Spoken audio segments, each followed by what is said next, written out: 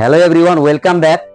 Today I am standing here before you to discuss about a very special and essential matter. The matter is that most of literate person are unable to speak in English fluently nowadays. आजकल के जो English medium से ना हो, दूसरे medium से हो, Assamese, Bangla, Tamil, Telugu, ये सब मीडियम से जो है, उसमें से ज़्यादातर लिटरेट पर्सन अंग्रेजी में बातें करना नहीं जानते हैं, घबराते हैं। मैं भी इंग्लिश मीडियम से नहीं हूँ, मुझे भी डर लगता है ना। तो इसका कारण क्या है? What is the reason? इसका रीजन है डर, नर्वसनेस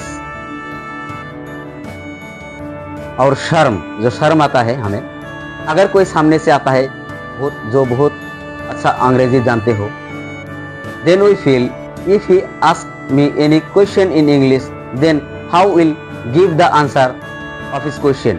मैं उसका क्वेश्चन का, उसका सवाल का जवाब मैं अंग्रेजी से कैसे दूंगा? ये बहुत ही प्रॉब्लम की बात हो जाता है हमारे लिए, है ना। तो हमें तो कुछ करना है, हमें तो ऐसा रखना नहीं है। English is mostly needed language nowadays every field. हर एक क्षेत्र में अंग्रेजी जानना बहुत जरूरी है ना। तो कुछ तो उपाय निकालना पड़ेगा हमें डरना नहीं है, हमें सीखना है। हम अच्छे से सीख नहीं पा रहा है। ऐसा नहीं है कि वो लिटरेट पर्सन अंग्रेजी नहीं जानता है, वो जानता है। वो नहीं तो वो कैसे पास किया, कैसे पास हो गया, इतना बड़ा डिग्री ले लिया? इसका कारण है बोल नहीं पा रहा है बेचारा। मैं भी बेचारा हूं, मैं भी बोल नहीं पाता हूं ठीक से। तो इसका कारण हमें ढूंढना है और इसका सॉल्यूशन करना है। तो मेरे साथ जुड़े रहिए और देखते रहिए यह वीडियो। तो क्या होता है, हर किसी को सरकारी नौकरी नहीं मिलेंगे क्या? It is quite impossible to have a government job for everyone. What we have to do now? We have to take the private job in a company. If we want to have a job in any company, then we have to give the interview in English before them. उन लोगों के सामने हमें अंग्रेजी से ही बातें करना है। तो हम जैसे अंग्रेजी बोलते हैं, आप जैसे बोलते हो, शायद हम लोगों को कंपनीज में नौकरियां नहीं मिलेंगी, क्योंकि हमारा अंग्रेजी अच्छा नहीं है ना। तो क्या करना है इसके लिए? एक एग्जांपल ले लेता हूं। सपोज ए न्यूबॉर्न बेबी हमारा जो इलाके में पैदा हुआ हो और हम उसको किसी अंग्रेजों के घर में दे देते हैं, तो क्या होंगे उसके साथ? From next day he will hear English language there. वहां पर वो अंग्रेजी भाषा ही सुनेंगे, बोल नहीं पाएंगे क्योंकि बेचारा छोटा है। तो क्या होंगे, दिन ब दिन वो बड़ा होते जाएंगे, है ना। बड़ा होंगे, जब वो थोड़ा चलने लगेंगे जमीन में, ग्राउंड में, तो उसको बॉडी लैंग्वेज भी सिखाया जाएंगे। जैसे baby come here, baby don't go there. तो बॉडी लैंग्वेजेस भी वो सीखेंगे। और वो जब बोलने की लायक होंगे, मतलब 1.5 या 2 साल, जब वो फर्स्ट बोलना शुरू करेंगे तो अंग्रेजी ही बोलेंगे। क्यों बोलेंगे ऐसा? Because he is a regular listener of English language.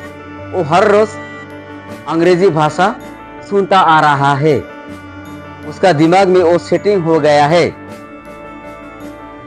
तो हम तो अभी किसी के घर में खुद को पालने नहीं जा सकते हैं ना, किसी अंग्रेजों के घर में। So we have to make us ourselves as a regular listener of a good English speaker. तो ये स्पीकर हमें कहाँ मिलेंगे? We will have this speaker in YouTube. YouTube में बहुत सारा स्पीकर्स होते हैं जो बहुत ही सॉफ्टली बातें करते हैं, बहुत ही स्लोली बातें करते हैं, जो हमारे लिए बहुत ही मदद होंगे। we have to listen the lecture of them in YouTube। ये क्या करेंगे, वो हमारा दिमाग में धीरे धीरे सेटिंग होंगे। हम एक दिन में या 2 दिन में सीख नहीं पाएंगे इसको। तो क्या करना है, रेगुलर उसका लेक्चर सुनना है। And you have to read English newspapers and books also.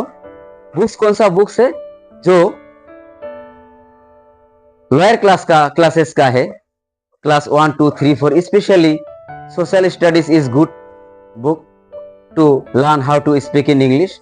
उसमें बहुत सारा सेंटेंसेस है जो बहुत ही सिंपल सेंटेंस है, जैसे Neetu helps her mother in the kitchen. Neetu उसकी मम्मी को रसोई घर में मदद करती है। Ritu dust the furniture. Ritu furniture साफ करती है। Anil helps his father in the shop. Anil उसका पापा को दुकान में मदद करता है। He brings milk from the dairy. वो दूधशाला से दूध लेके आते हैं, वगैरह वगैरह सेंटेंसेस इज देयर। तो वो रेगुलर पढ़िए, मैं भी पढ़ता हूँ। तो ये पढ़ने से क्या होंगे, वो आपको बोलने में इजी होंगे। और ट्राई कीजिए, कम हियर गो देयर ऐसा बोलिए। और किसी से बात करना है, वो दूसरे से बात कर रहा है, लिसन टू मी, मेरी बात सुनो। और क्या करना है, you have to find out some friends from your friend circle. कुछ फ्रेंड्स को वहां से ढूंढ के निकालना है। उसमें से किसी किसी को अंग्रेजी सीखने की बहुत ही इच्छा है, वो बहुत ही इच्छुक है, उसके साथ बातें कीजिए। And you have to make a everyday conversation minimum for 1 hour every day with them. उन लोगों के साथ कम से कम 1 घंटा अंग्रेजी में बातें कीजिए। If you are unable to go there और they are unable to come to your home, then you have to make a phone call and you have to start the conversation in phone again। फिर से आप phone में वो conversation शुरू कीजिए। अगर आप ऐसा करेंगे तो धीरे धीरे आपका जो मुंह में जो हेजिटेशन है बोलने का, वो चला जाएंगे। तो थोड़ा ट्राई कीजिए, मैं भी ट्राई कर रहा हूँ। वीडियो कैसा लगा, अगर अच्छा लगा तो एक शेयर भी कीजिए। Thank you.